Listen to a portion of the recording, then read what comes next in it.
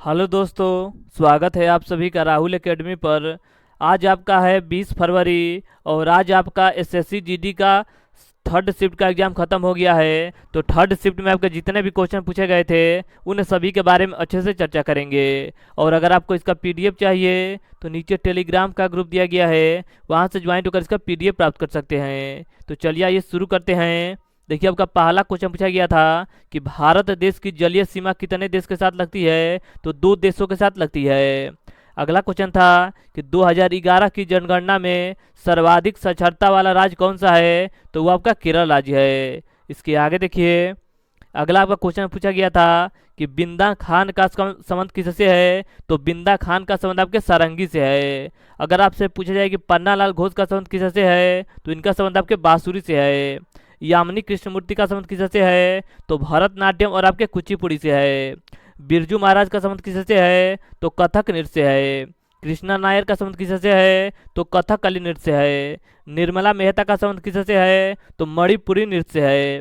हेमा मालिनी का संबंध किससे है, तो मोहिनी अट्टम नृत्य से है। तो इन सभी पॉइंट को आप अच्छे से याद रखिएगा।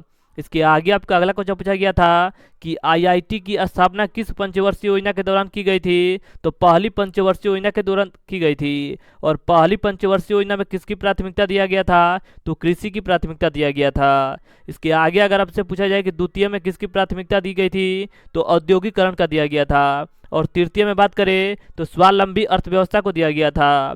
चौथी की बात करें तो आत्मनिर्भर की प्राप्ति की दी गई थी। और पांचवी में गरीबी उन्मूलन का प्राथमिकता दिया गया था। और छठी में बात करें तो रोजगार सृजन की प्राथमिकता दी गई थी। तो इन सभी पॉइंट को आप अच्छे से याद रखिएगा।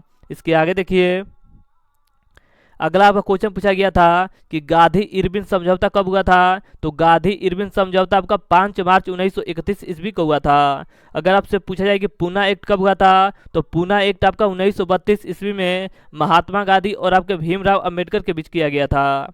अगला क्वेश्चन था कि मौसूद दशहरा कहाँ मनाया जाता है, तो यह आपका कर्नाटक राज्य में मनाया जाता है। इसके आगे देखिए, अगला क्वेश्चन था कि राष्ट्रीय खेल 2023 की मेजबानी किसने की है, तो गोवा के द्वारा किया गया है। अगला क्वेश्चन था कि लिएंडर पेस का संबंध किससे है, तो इनका संबंध आपके टेनिस से है।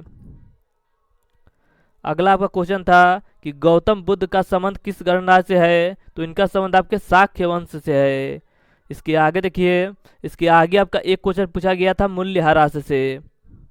अगला आपका क्वेश्चन था कि ध्वनि की तीव्रता मापने वाला यंत्र कौन सा है, तो वो आपका ऑडियोमीटर है। इसके आगे आपका अगला क्वेश्चन पूछा गया था कि राई मुख्य रूप से निम्नलिखित में से किस राज्य का लोक नृत्य है, तो यह आपका मध्य प्रदेश राज्य का प्रसिद्ध लोक नृत्य है। अगर बात करें कि बिहू और सतरिया किस राज्य का है, तो यह आपका असम राज्य का है। रासलीला और नौटंकी और कजरी की बात करेगा तो यह आपका उत्तर प्रदेश का है। और उत्तर प्रदेश का एक आपका कथक भी है, जो कि पिछले आपके शिफ्ट में पूछा जा चुका है।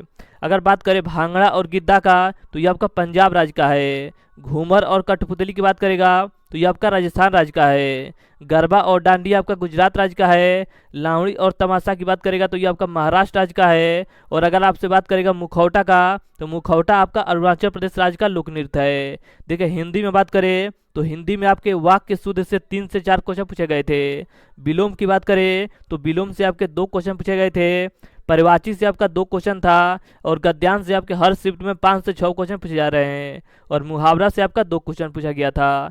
तो आज आपके 20 फरवरी में जितने भी क्वेश्चन पूछे गए थे उन सभी के बारे में हमने अच्छे से चर्चा किया। अगर आपको इसका पीडीएफ चाहिए तो नीचे टेलीग्राम का ग्रुप दिया गया है, वहाँ से ज्वाइन होकर इसका पीडीएफ प्राप्त कर सकते हैं। और अगर आपका इसमें से कोई क्वेश्चन छूटा है तो नीचे आप कमेंट में बता सकते हैं कि यह क्वेश्चन पूछा गया था। तो चलिए आज के लिए इतना ही, धन्यवाद।